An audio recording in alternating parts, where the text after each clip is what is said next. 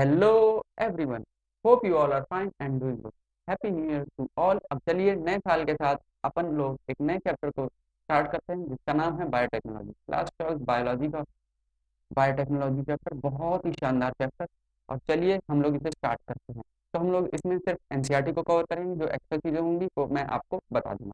तो सबसे पहले बायोटेक्नोलॉजी होता क्या है, ये आया कहाँ से बायोटेक्नोलॉजी। तो ये दो शब्दों से आया है, बायोलॉजी और टेक्नोलॉजी। अब बायोलॉजी की एनसीईआरटी में चार डेफिनेशन दे रखी हैं, चार या तीन दे रखी हैं जो आपको पता होनी चाहिए। मैं आपको एक बार बता भी देता हूँ, लेकिन आप एक बार क्रॉस चेक जरूर कर लीजिएगा एनसीईआरटी बुक को पढ़ के, इसी बहाने आपका रिवीजन भी हो जाए। चलिए, तो पहली डेफिनेशन है biology is the study of living organism. दूसरी डेफिनेशन है biology is the science of life forms and living processes. तीसरी डेफिनेशन है biology is the story of life on earth. और चौथी डेफिनेशन है biology is the story of evolution of living organism on earth. तो ये चारों definition आपको आनी चाहिए, इनसे क्वेश्चन बन सकता है।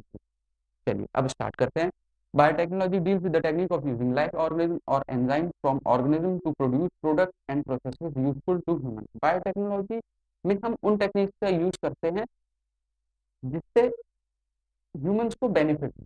तो इसमें हम लोग क्या यूज करते हैं, या तो हम पूरे ऑर्गेनिज्म को यूज कर लेंगे, या उसके अंदर के जो एंजाइम्स हैं जो प्रोसेस को कर रहे हैं उसको निकाल कर उसको वैसी कंडीशन दी जाएंगी कि वो वही काम करे, और फिर हम उसका यूज करेंगे। ठीक।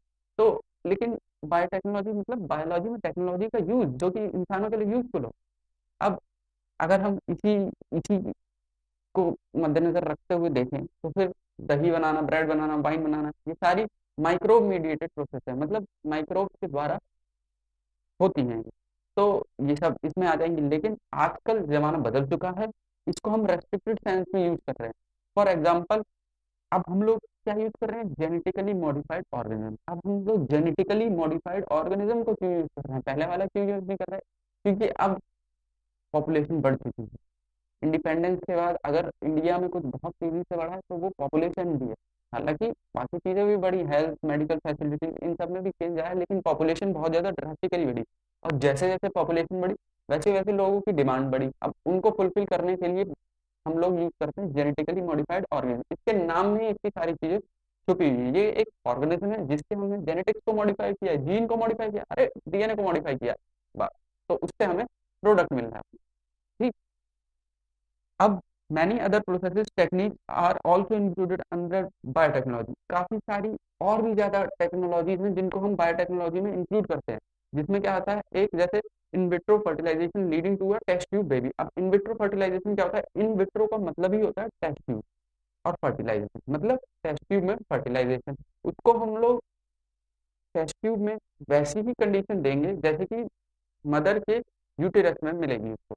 तो यहाँ से हम लाए मेल गैमीट, वहां से लाए फीमेल गैमीट, दोनों का फर्टिलाइजेशन कराया, उससे जो न्यूबॉर्न पैदा हुआ हम उसको कहेंगे टेस्ट ट्यूब बेबी। ठीक है। अब हम इससे कोई जीन बना भी सकते हैं। देखो, इस वाले चैप्टर में बायोटेक्नोलॉजी चैप्टर जो है वो इसी के अराउंड घूम रही है। कैसे हम लोग किसी जीन में चेंजेस कर देते हैं, और उससे जो हमारा किसी जीन से क्या बनता है, जीन क्या होता है, मतलब DNA, part of DNA. Gene का मतलब क्या होता है, पार्ट ऑफ डीएनए। फिर उससे क्या होगा, ट्रांसक्रिप्शन। फिर उसका क्या होगा, ट्रांसलेशन। ट्रांसक्रिप्शन में क्या होता है, डीएनए से आरएनए बनता है। और ट्रांसलेशन में क्या होता है, आरएनए से प्रोटीन बनता है, जो कि हमारा प्रोडक्ट होता है। ठीक। तो अब हम इससे जीन भी बनाते हैं। हम लोग इससे किसी खराब जीन को, अब देखिए ये डीएनए गया है आपका, इसका इतना पोर्शन खराब है, तो आप क्या करेंगे, इसको काट देंगे, इसकी जगह सही वाला पोर्शन लगा देंगे, और जीन को भी इससे रिपेयर कर सकते हैं। सीधी सी बात है। तो हम इससे एक वैक्सीन भी बना सकते हैं। ये सब जितनी भी चीजें हैं, इसको बायोटेक्नोलॉजी के अंदर इंक्लूड करते हैं। अब जो यूरोपियन फेडरेशन है बायोटेक्नोलॉजी की, उसने बायोटेक्नोलॉजी को एक नई डेफिनेशन दी है जिसके अंदर both traditional and modern molecular biotechnology आ जाती है। तो उसने जो डेफिनेशन दी है वो आपको याद होनी चाहिए, पहले पूछी जा चुकी है। The integration of natural science and organism cell parts thereof and molecular analog for product and services. ठीक। तो अभी तक हमने इसमें कुछ एक्स्ट्रा चीजें जो आपको पता होनी चाहिए। सबसे जरूरी चीज जो पहले पूछी जा चुकी है, 10 साल से पहले पूछी गई थी लेकिन पूछी जा चुकी है, वो है बायोटेक्नोलॉजी टर्म किसने दिया था। तो ये बात आपको पता होनी चाहिए, कार्ल एरेकी ने दिया था। ठीक। अब हम लोग नेक्स्ट पैरा स्टार्ट करते हैं। उससे पहले आपको एक बात पता होनी चाहिए अगर आपसे पूछे ओल्ड बायोटेक्नोलॉजी किस पे बेस्ड थी, तो it is based on the natural capabilities of the organism. अगर आपसे कोई पूछे न्यू या मॉडर्न बायोटेक्नोलॉजी किस पे बेस्ड है, तो वो आपको पता होना चाहिए रिकॉम्बिनेंट डीएनए टेक्नोलॉजी पे बेस्ड है। अब रिकॉम्बिनेंट डीएनए क्या होता है वो मैं आपको आगे बताऊंगा, अभी थोड़ा सा बता देता हूँ। रिकॉम्बिनेंट डीएनए होता है कि जब कोई डीएनए है, हम उसका कोई छोटा सा पार्ट हटा के उसकी जगह कोई दूसरा डीएनए का पार्ट लगा देते हैं, तो उसे हम फिर जो बनता है टोटल डीएनए उसे हम कहेंगे रिकॉम्बिनेंट डीएनए, क्योंकि वो रिकम्बाइन दोबारा से हमने मिला के उसे बनाया है। ओके, चलिए अब दूसरा पैराग्राफ स्टार्ट करते हैं, जिसका नाम है principles of biotechnology. Among many the two core techniques that enabled birth of modern biotechnology. तो जो मॉडर्न टेक्नोलॉजी है, मॉडर्न बायोटेक्नोलॉजी, उसका जन्म किन दो वजह से हो पाया? सिर्फ इन्हीं दो वजह से, जेनेटिक इंजीनियरिंग और जो दूसरी दे रखी है बायो प्रोसेस टेक्नोलॉजी। अब जेनेटिक जेनेटिक इंजीनियरिंग क्या है? जेनेटिक इंजीनियरिंग सेम है recombinant DNA technology. Genetic engineering का मतलब ही है रिकॉम्बिनेंट डीएनए टेक्नोलॉजी, मतलब कैसे डीएनए को रिकम्बाइन करके दोबारा से बनाया है, ये मैं आगे आपको और डिटेल में बताऊंगा। ठीक है, इसमें क्या होता है कि हम technique to alter the chemistry of genetic material DNA RNA to introduce into the host and thus change the phenotype of the host organism. चलिए, अब ये कैसे होता है कि सबसे पहले अब हम किसी भी सेल में से डीएनए डायरेक्ट थोड़ी निकाल लेंगे, सेल बहुत छोटा होता है। आप जो देख रहे हैं पूरी ह्यूमन बॉडी के अंदर क्या है? ऑर्गन सिस्टम किससे बना हुआ है? ऑर्गन से। ऑर्गन किससे बना हुआ है? टिश्यू से। टिश्यू किससे बना हुआ है? सेल से। क्या आप सेल को देख सकते हैं नेकेड आई से? नहीं देख सकते। सेल को आप किसके अंदर देखते हैं? माइक्रोस्कोप के अंदर। तो डीएनए तो सेल के भी अंदर एक छोटे से पार्ट में होता है, न्यूक्लियस में होता है डीएनए, तो उसे तो देख पाना नामुमकिन है। तो हम उसे देख पाएँ, उसे एक्सट्रैक्ट कर पाएँ कैसे? तो हमें उसके लिए उसके अंदर कुछ केमिकल्स तो मिलाने ही होंगे, तभी हम उसे सेल के अंदर से बाहर निकाल सकते हैं। अब कोई भाई इतना बड़ा तो है नहीं कि हाथ डालेंगे और ऐसे करके निकालेंगे तो ऊन की तरह आपका डीएनए आ जाएगा, तो ऐसा तो होगा नहीं। तो इसीलिए तो हमें उसके अंदर कुछ केमिकल्स मिलाने होंगे, तो यही चीज़ इसमें लिखी है, to alter the chemistry of genetic material DNA और आरएनए। अब फिर हमें इसको ऑर्गेनिज्म के अंदर डालना पड़ेगा। तो पहले रिकॉम्बिनेंट हमारे पास डीएनए था, अब डीएनए ऐसी काम थोड़ी करना पड़ जाएगा, उसे काफी सारी कंडीशंस चाहिए होंगी अपने अराउंड उसी तरीके से काम करने के लिए, उसी प्रोटीन को बनाने के लिए उसे वही टेम्परेचर चाहिए होगा, उसे वही सबस्ट्रेट चाहिए होगा। तो इतनी सारी कंडीशन कौन है? इससे बढ़िया किसी ऑर्गेनिज्म में डाल दो जो कंडीशन उसके अंदर पहले से अवेलेबल है। अब ये ऑर्गेनिज्म पे डिपेंड करता है वो उसे एक्सेप्ट करे ना करे। अगर नहीं करेगा तो रिजेक्ट हो जाएगा, अगर कर लेगा तो भाई फायदा ही फायदा, प्रोडक्ट हमें मिलता ही चला जाएगा, मिलता ही चला जाएगा। ठीक, तो formation of genetically modified organism, इसमें क्या है? Into the host organism and the change the phenotype of the host organism. Phenotype मतलब फिजिकल अपीयरेंस, जीनोटाइप मतलब जेनेटिकल। जेनेटिक्स उसको कहते हैं। अगर आपने इससे पहले जेनेटिक्स वाला चैप्टर पढ़ा होगा तो उसमें आपने जीनोटाइप और फिनोटाइप पढ़ा होगा। जेनेटिक कॉन्स्टिट्यूशन ऑर्गेनिज्म का जीनोटाइप कहलाता है, और वो बाहर से कैसे दिखता है? बड़ा है, छोटा है, लंबा है, चौड़ा है, मोटा है, काला है, सफेद है, तो इसे हम कहेंगे क्या? फिनोटाइप। नेक्स्ट क्या है? Bio process engineering, maintenance of sterile ambience in chemical engineering process to enable growth of only desired microbe eukaryotic cell in large quantity for the manufacture of biotechnological products like antibiotics, vaccines, enzymes, etc. तो देखिए, सबसे पहले तो इसमें आप समझिए sterile ambience क्या होता है। अगर आप किसी चीज को ऐसे ही रखा रहने देंगे वैसे भी, तो वो तो सड़ जाएगी, उसके अंदर इन्फेक्शन हो जाएगा, फंगस लग जाएगी, कुछ भी हो सकता है, खराब हो जाएगी। तो स्टीराइल एम्बियंस सबसे पहले हमें साफ सुथरा रखना है। ठीक है, स्वच्छ भारत। तो सबसे पहले हमें सफाई रखनी है। स्टीराइल एम्बियंस उसे ही कहा गया माइक्रोबियल कॉन्टेमिनेशन फ्री, जिसके अंदर कोई इन्फेक्शन ना हो जाए। किसी माइक्रोब ने अटैक कर दिया, अपनी कॉलोनी बना ली, हमें चाहिए था कुछ और वो माइक्रोब अपना काम की जा रहा है, तो ये बात। तो इससे क्या होगा? जो हमें जो चाहिए, डिजायर्ड, जो हमारा लक्ष्य है, जिसे हमें पाना है, सिर्फ हमें वही मिले हमारे फायदे के लिए, और आलतू फालतू की चीजें ना मिले, क्योंकि उसके लिए खर्चा भी होगा और फिर नहीं चाहिए तो नहीं चाहिए यार, क्या करें। To enable the growth of only desired microbe in large countries for the manufacture of biotechnological products like antibiotic, vaccine, enzyme.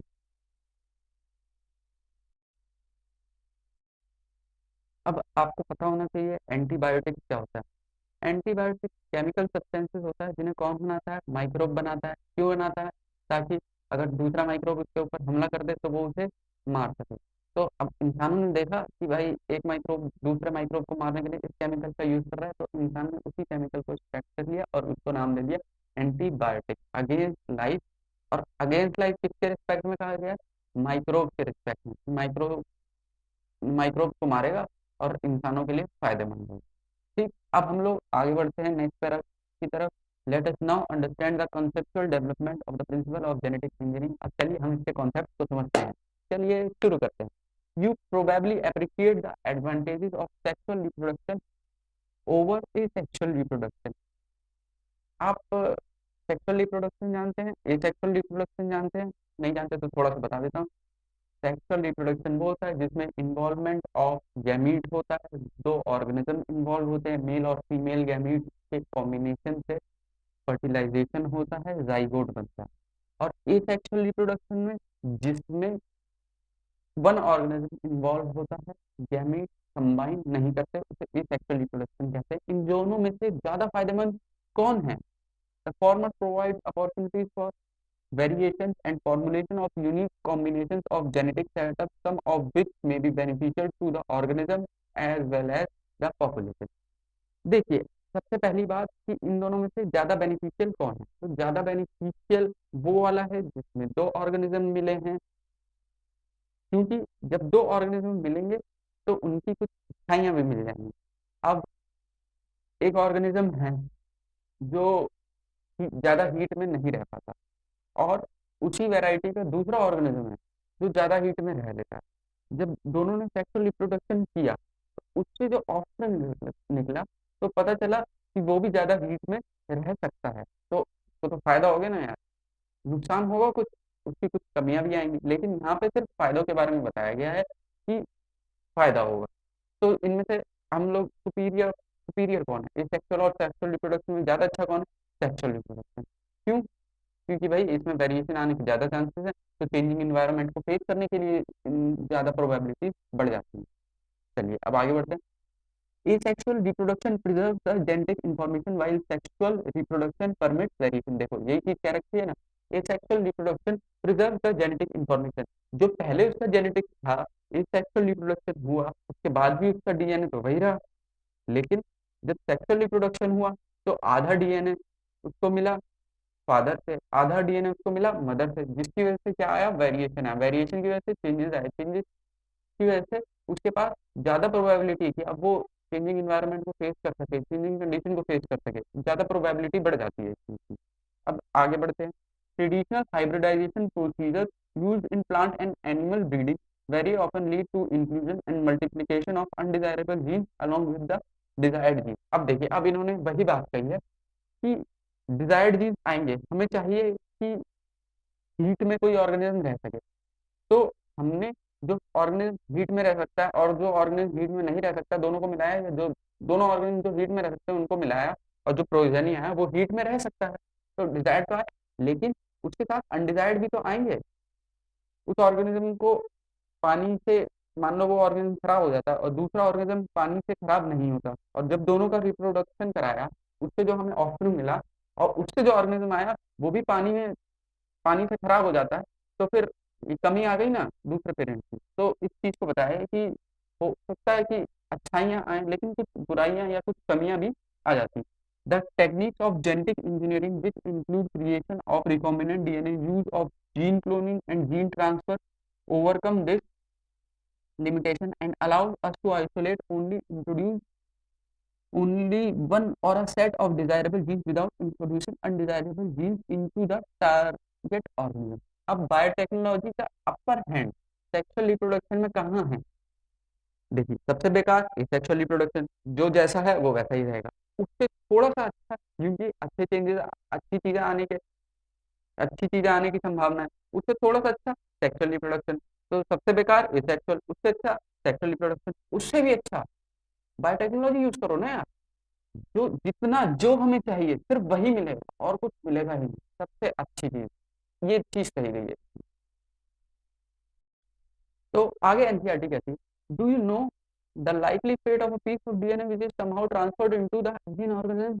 देखिए, एनसीईआरटी जो बुक है उसकी एक खास बात है, वो कह सकती है कि आपने पॉलिनेशन में क्या होता है, जैसे पॉलिनेशन का एग्जांपल लेते हैं, एनसीईआरटी बुक सीधे कह सकती है कि पॉलिनेशन में बी आएगी, फ्लावर से चिपकेगी, पॉलन ग्रेन्स उसके ऊपर चिपक जाएंगे, किसी और फ्लावर में ट्रांसफर हो जाएंगे, उस पॉलिनेशन हो जाएगा। लेकिन नहीं, एनसीईआरटी ऐसा नहीं कहती। एनसीईआरटी कहती हैव यू एवर सीन बीज revolving around a flower touching the pollen grain, ऐसा करके मतलब।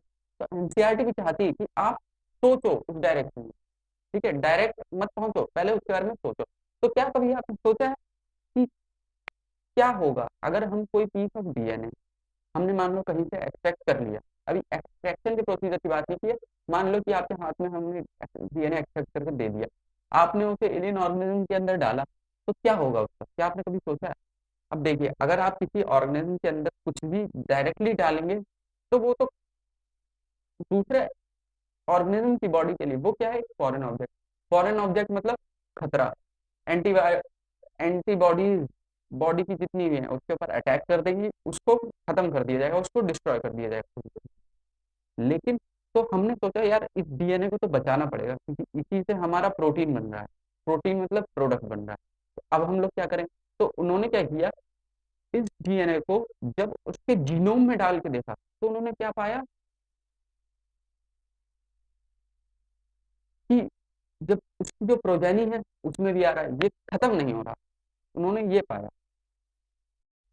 जब उसको जीनोम में हमने इंटीग्रेट कर दिया, इंटीग्रेट मतलब जीनोम के साथ जब हमने उसे मिला दिया, तो दो पॉसिबिलिटीज हैं। देखिए, खत्म तो नहीं होगा वो ऑर्गेनिज्म के अंदर, लेकिन दो पॉसिबिलिटीज क्या है कि वो प्रोजेनी में आ भी सकता है और नहीं भी आ सकता। इट मे बी, इस लाइन में लिखा हुआ है देखिए, it may multiply and B inherited along with the host DNA. Host DNA क्या होता है? जो हमारे पास ये है रिकॉम्बिनेंट डीएनए, इसके बारे में अभी इसकी फॉर्मेशन के बारे में आगे पूरे चैप्टर में दिया हुआ है, जो कि आगे चल के मैं आपको बताऊंगा। हमारे पास है ये रिकॉम्बिनेंट डीएनए, हमने इसको जिस ऑर्गेनिज्म के अंदर डाला है, जिस ऑर्गेनिज्म को हम यूज कर रहे हैं अपना प्रोडक्ट निकालने के लिए, हालांकि यूज तो हम डीएनए को कर रहे हैं, लेकिन उस डीएनए का जो घर है, घर मतलब वो ऑर्गेनिज्म जिसके अंदर वो डीएनए डाला जाएगा, उस ऑर्गेनिज्म को होस्ट ऑर्गेनिज्म कहते हैं। ठीक, अब आगे क्या लिखा हुआ है? This is because the alien piece of DNA has become part of chromosome which has the ability to replicate. क्यों? अब वो डिस्ट्रॉय क्यों नहीं हुआ? क्योंकि वो तो क्रोमोसोम का ही पार्ट बन चुका है, अब वो डीएनए का ही पार्ट बन चुका है। अब हमने उसको उसके अंदर ही मिला दिया है, ऐसे मिलाया है कि अब वो उसी का हिस्सा बन चुका है, अब वो उससे अलग नहीं है, पूरा डीएनए एक जैसा हो गया। तो फिर इसलिए which is responsible for initiating replication, इससे पहले कहाँ थे हम लोग? This is because the alien piece of DNA has become a part of the chromosome which has the ability to replicate. Which has the ability to replicate मतलब divide, जिसके पास ability हो बार बार डिवाइड करनी। डीएनए है, cell मरते रहते हैं, नए बनते रहते हैं, ऐसा किस लिए होता है? डिवाइड होने की वजह से। ठीक है, अब हम लोग आगे बढ़ते हैं। has the ability to replicate in a chromosome, there is a specific DNA sequence for origin of replication which is responsible for initiating replication। DNA इसके एनसीईआरटी के नेक्स्ट वाले पेज पे अगर आप देखेंगे, मैं स्क्रीन पे भी आपको दिखा दूंगा, एक डायग्राम दे रखा है, उसमें ये आपका गोल गोल डीएनए एक छोटा सा पार्ट होता है, ओरी जिसे कहते हैं, ओरी ओरिजिन ऑफ रेप्लिकेशन। अगर वो पार्ट प्रेजेंट है डीएनए में, तभी वो बार बार रेप्लिकेट कर पाएगा, रेप्लिकेट मतलब डिवाइड कर पाएगा। विच इज रिस्पॉन्सिबल फॉर इनिशिएटिंग, क्योंकि वो क्या करता है, जो डिवाइड का प्रोसेस है उसे स्टार्ट करता है। जब प्रोसेस स्टार्ट होगा तभी तो कम पूरा होगा, अगर प्रोसेस स्टार्ट ही नहीं होगा तो पूरा कैसे होगा? चलिए अब आगे देखते हैं। Does an alien therefore for the multiplication of any alien piece of DNA in an organism, it needs to be a part of a chromosome which is a specific sequence known as origin of replication। इसी बात को थोड़ा सा और घुमा फिरा के कह दिया गया कि अगर हम चाहते हैं किसी डीएनए को एक्सप्रेस कराना, रेप्लिकेट करना, तो उसको जिस हॉस्ट के अंदर डाला है उसके जीनोम का पार्ट होना पड़ेगा, तभी वो डिवाइड करेगा, वरना नहीं करेगा। चलिए इसको एक बार थोड़ा और शॉर्ट में और ढंग से समझते हैं।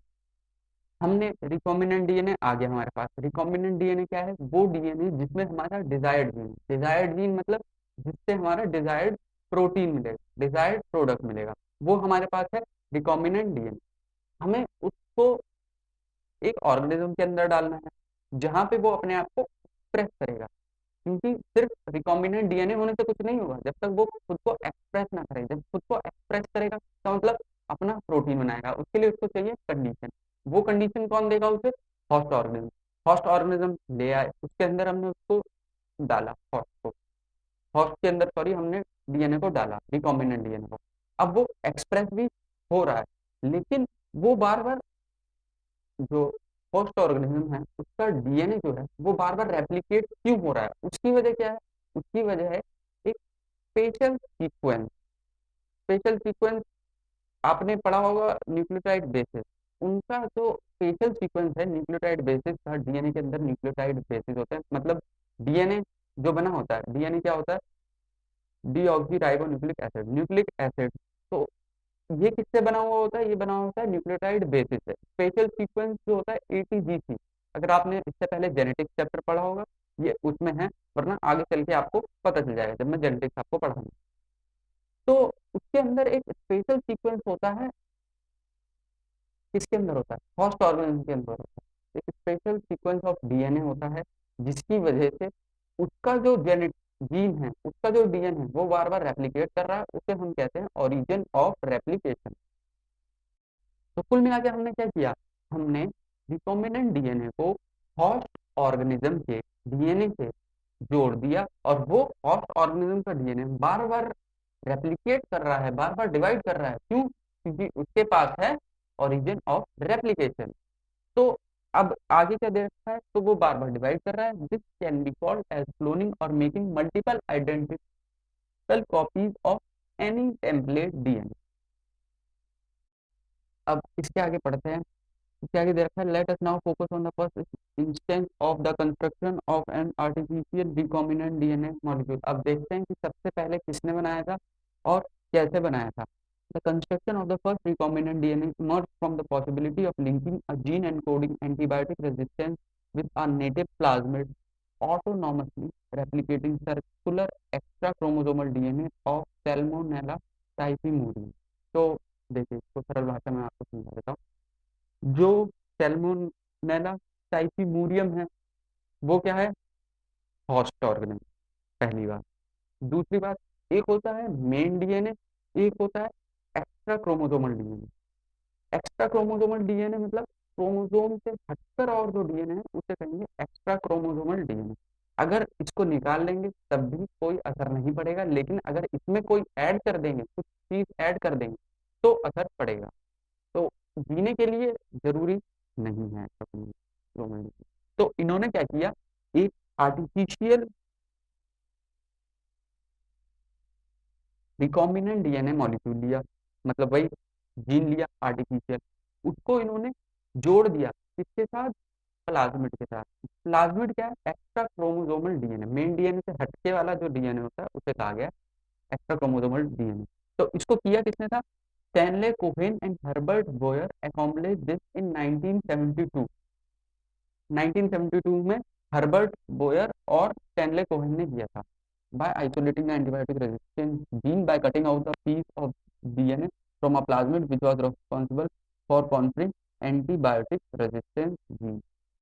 इन्होंने किया कैसे था? किसी दूसरे प्लाज्मिड को, जो उसका एंटीबायोटिक रेजिस्टेंट जीन है, उसको काट के सैल्मोनेला टाइफिमूरियम का जो प्लाज्मिड है उसमें जोड़ दिया धीरे से। अब इसके आगे दे रखा है, the cutting of DNA specific location became possible with the discovery of the so called molecular scissor, जिनको हम कहते हैं रेस्ट्रिक्शन एंजाइम। अब रेस्ट्रिक्शन एंजाइम क्या है? तो भैया सीधी सी बात, रेस्ट्रिक्शन एंजाइम क्या है? कैंची, जो किसको काटेगी? डीएनए को काटेगी। The cut piece of DNA was then linked with the plasmid DNA. यही चीज चाहिए कि जो एंटीबायोटिक रेजिस्टेंट जीन है जिस प्लाज्मिड में से काटा, तो हमने कैंची का यूज किया, कैंची को यहाँ कहा गया रेस्ट्रिक्शन एंजाइम। चलिए देखते हैं आगे क्या लिखा है। The cut piece of DNA was then linked with the plasmid DNA. These plasmid DNA act as vector to transfer the piece of DNA attached to it. ये जो प्लाज्मिड है ये किसका काम करेंगे, वेक्टर का।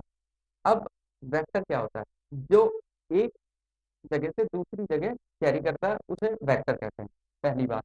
दूसरी बात, अगर आपने human health and disease chapter पढ़ा होगा तो उसमें आपने मलेरिया के बारे में पढ़ा होगा कि लाइफ साइकिल ऑफ मलेरिया कैसे होता है। वो मस्कीटो के मस्कीटो वेक्टर का काम करता है, मस्कीटो से ट्रांसमिट होता है, फिर वो ह्यूमन बॉडी में जाता है, ह्यूमन बॉडी को अफेक्ट करता है। तो ये सब आपने ह्यूमन हेल्थ एंड डिजीज में पढ़ा हो, अगर नहीं पता पढ़ा होगा तो मैं आपको बता दूंगा, इसमें कोई चिंता की बात नहीं है। चलिए, तो इसमें मैं आपको अब पूरा प्रोसेस एक बार डिटेल में ढंग से बता देता हूँ ताकि आपको ढंग से समझ में आए। देखिए, ये हमारे पास एक डीएनए है, ये हमारे पास दूसरा डीएनए है, दोनों प्लाज्मिड हैं, या ये नहीं भी है प्लाज्मिड, उसको छोड़ो। अब देखिए, इस डीएनए में हमारा जीन ऑफ इंटरेस्ट, इसको हमने काटने के लिए ट्रांसक्रिप्शन एंडोन्यूक्लियस लिया, टक टक टक काट दिया, ये जीन ऑफ इंटरेस्ट हमारे पास यहाँ से भी आ गया। इस प्लाज्मिड में हमें जोड़ना है, तो जिस रेस्ट्रिक्शन एंजाइम से हमने इसे काटा था उसी से हम इसे भी काटेंगे, टक टक टक। इधर से इतना पीसर लगा गया, लेकिन ये जीन ऑफ इंटरेस्ट नहीं है, ये हमारे पास जीन ऑफ इंटरेस्ट है। इसकी जगह हम जीन ऑफ इंटरेस्ट को लगा देंगे, और जोड़ने के लिए हम किसका यूज करेंगे, एंजाइम डीएनए लाइगेज, जिसका जिक्र अभी आगे आपको मिलेगा। उसके बाद हमारे पास जो डीएनए बना वो क्या है, उसमें हमारा जीन ऑफ इंटरेस्ट है, और क्या है, प्लाज्मिड का डीएनए है। तो फिर हम उसको होस्ट ऑर्गेनिज्म के अंदर डालेंगे, जिससे हमें प्रोडक्ट मिलेगा। चलिए अब आगे बढ़ते हैं, आगे क्या लिखा है, in the same way a plasmid can be use as vector. तो अगर जो हमारा रिकॉम्बिनेंट डीएनए बना है वो प्लाज्मिड का था, प्लाज्मिड का ही क्यों दिया, क्योंकि एक्स्ट्रा क्रोमोसोमल है। समझ रहे हैं ना बात, मेन वाले में तो चेंज नहीं कर सकते हम, लेकिन जो एक्स्ट्रा वाला है उसमें हम चेंज कर सकते हैं। मेन वाले में चेंज करेंगे रिप्रोडक्शन वगैरह में हर चीज पे असर पड़ेगा ना।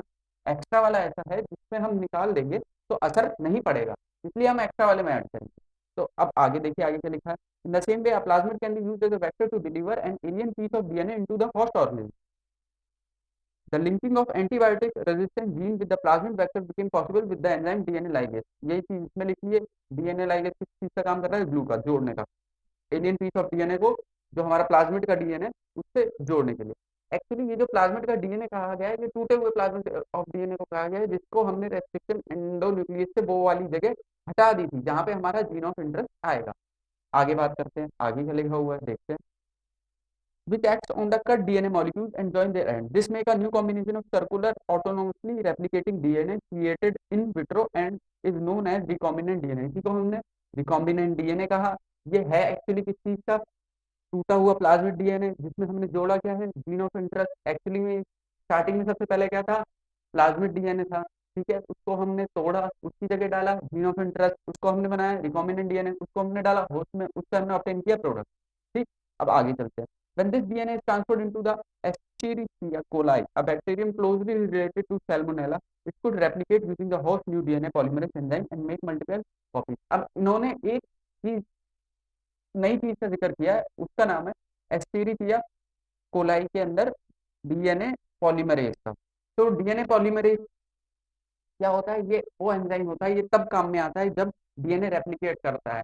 ये डबल स्टैंडर्ड डीएनए है, जब डबल स्टैंडर्ड डीएनए ऐसे खुल जाता है और दोनों तरफ से वो स्टार्ट होता है, क्या बोलते हैं, डीएनए का रेप्लिकेशन, तब ये एंजाइम काम में आता है। The ability to multiply copies of antibiotic resistant gene in E coli was called cloning of antibiotic resistant gene in E coli.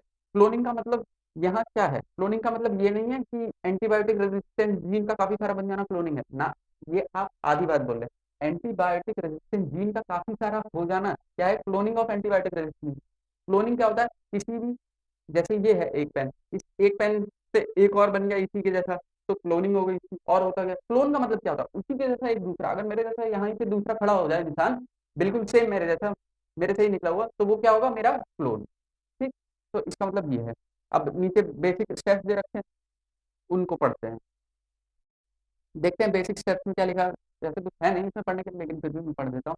Identification of DNA with desirable gene. सबसे पहले तो हमें उस अपने desirable gene, alien piece of DNA जिसको हमने जोड़ना है, जीन ऑफ इंटरेस्ट, सब इसी को कहा गया है यार, इसको लेना है। ठीक है, फिर इंट्रोडक्शन, इससे हम रिकॉम्बिनेंट वाला बनाएंगे, ये डायरेक्ट डायरेक्ट लिखा हुआ मैं आपको बता दूं। इसके बाद हम लोग रिकॉम्बिनेंट वाला बनाएंगे, फिर introduction of the identified DNA into the host, फिर हम इसको होस्ट के अंदर डालेंगे।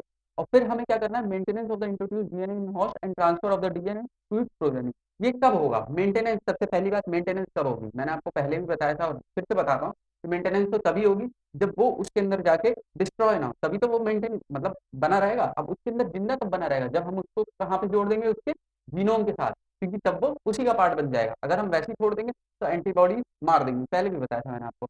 और फिर and transfer of the DNA to progeny, जब भैया उसके न्यूक्लियस में जा चुका है, उसके डीएनए में जा चुका है, तो प्रोजेनी में तो जाएगा ही जाएगा। चलिए, आज के लिए इतना काफी है। चलिए अब लेक्चर को खत्म करते हैं। That's all for today. Happy new year to all once again. अब इसका जो सेकंड लेक्चर है वो कल या परसों तक आ जाएगा।